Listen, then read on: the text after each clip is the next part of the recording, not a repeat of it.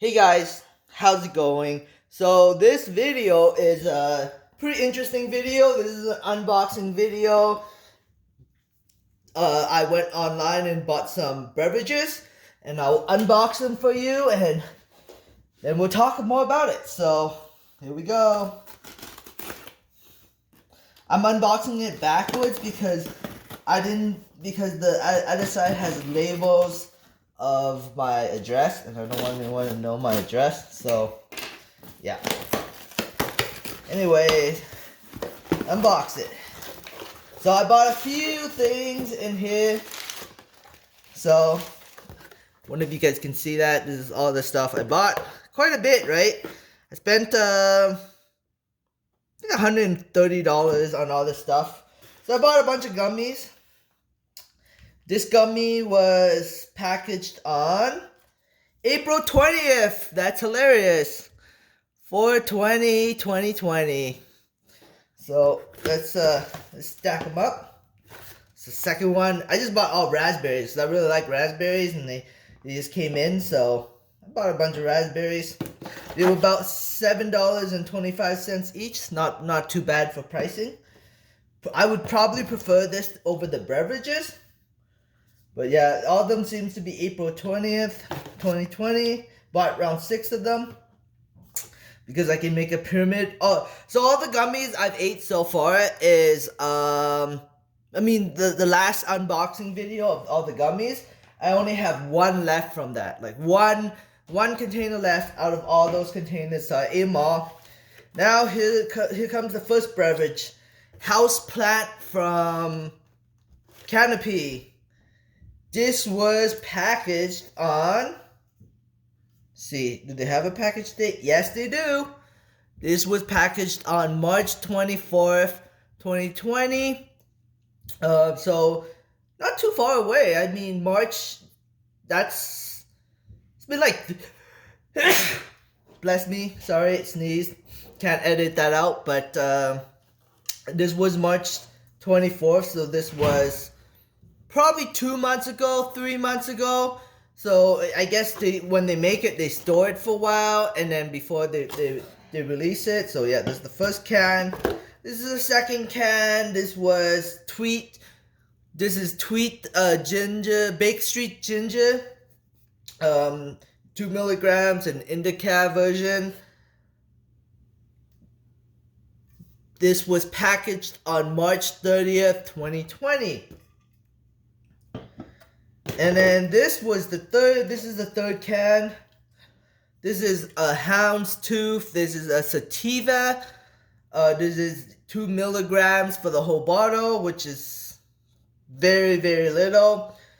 And this was packaged on March 20th, 2020. So third can. So, and this is Good Supply, which is, I believe, from Aphria. This was packaged on March 23rd, 2020. So it's not been too old. This is Blue Dream. I believe Blue Dream is a sativa. So yeah, this is the sativa. And then this last one is Pineapple Express. I wonder if it tastes like pineapple. This was packaged on March 19th, 2020. And that's it. That's it for that's it for the unboxing. Kind of a boring video in my opinion. Not too much to say about that. Maybe I should push this back a little bit. So, my plan with these beverages, my plan is to, like, I'm gonna head to my friend's house because I could do a taste test for you guys, but my plan was to do a taste test with multiple people, not just me. Like, I have multiple people have opinions on it. So I basically plan to take this to my friend's house, have a couple of my friends also taste tested it too. So you guys can see for yourself, hey, because, one person can be biased. So if there's 3 people that test it and give their reviews on how it tastes, then, it's more legit than just have one person just be like, oh, I don't like it, because everybody has different taste buds. So one person might like, I don't like it. One person's like, I like it. And then another person could be like, it's okay. So there could be multiple reviews, multiple opinions. And that's the reason why I don't want to open it. It's kind of, I don't know how to open this, but look at this child safety cap, I guess. I think you just like break it off and then you pull off the thing. I'm not going to do it here. Maybe I'll do it in another video of opening the safety seal. But this is a expense that they have to add on. $5 for a can. Do you think that's high gross margin? I think that it probably cost them $1 to make this can. Maybe less. Maybe like 50 cents. And then shipping would be like another 50 cents. And then they sell this can for $4, so that would be like $1 for packaging and shipping, making it and shipping it. This is not including all the R&D work that they put into making it. So $1 to ship it, and then the retailers probably get $1 for every can they sell. So Canopy's probably making $2, around $2 per can. You know, maybe gross margin. So if these cans sell very well, then Canopy could flip a profit next quarter.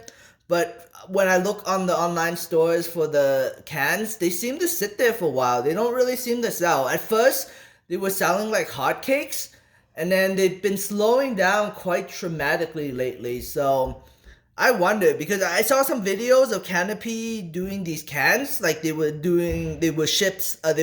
making the cans and storing it. And what I noticed was they had like a whole warehouse, like a big whole warehouse just full of like racks and pallets and cans, and it was pretty crazy. So they have a lot of cans. They have a lot of inventory when it comes to drinks. Will the drinks sell well?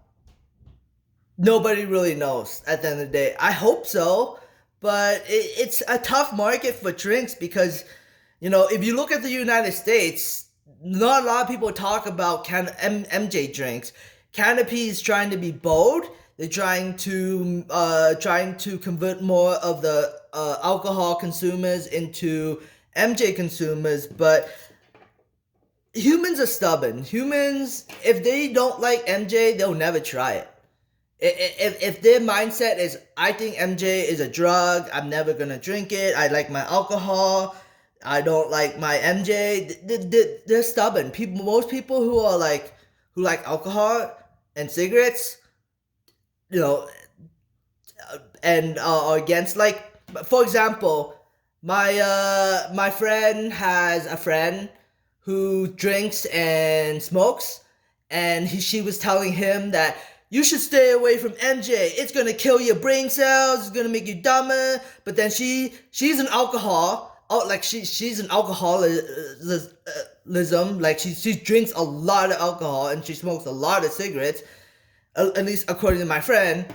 And she goes off telling my friend that he should stay away from cannabis or MJ because it's bad for you and it kills brain cells and all that bull crap, because she's biased. And you know, that's what humans are like. Most people once they have their mindset on something, it's very, very hard for them to just suddenly change, because humans are kind of like, I hate to say this, they're kind of like, I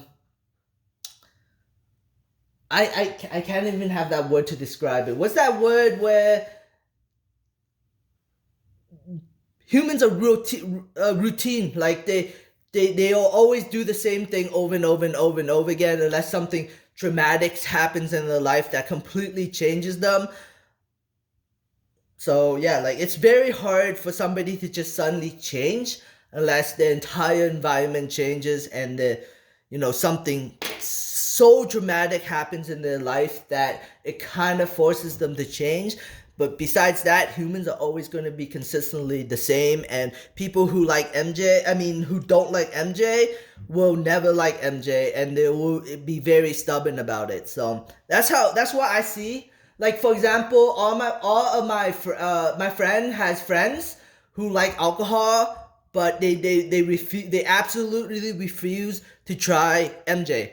Even though they drink alcohol, they absolutely refuse to try MJ. Maybe over time, maybe like 5 years down the road, the stigma of MJ will go away, and more people will try it. But right now, it's all about, converting the black market into the legal market, and hopefully one day have the stigma of MJ go away from most people, and have most of the Canadian population do some MJ.